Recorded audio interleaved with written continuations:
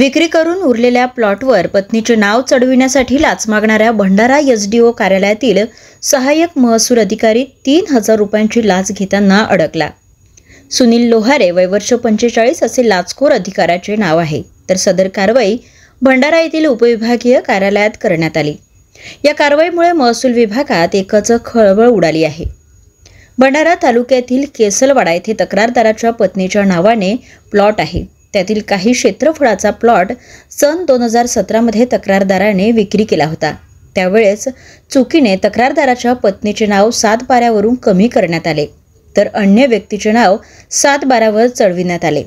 7/12 वर चुकीने नाव चढल्याने केसलवाडा तलाठी कार्यालयात रीतसर अर्ज देण्यात आला।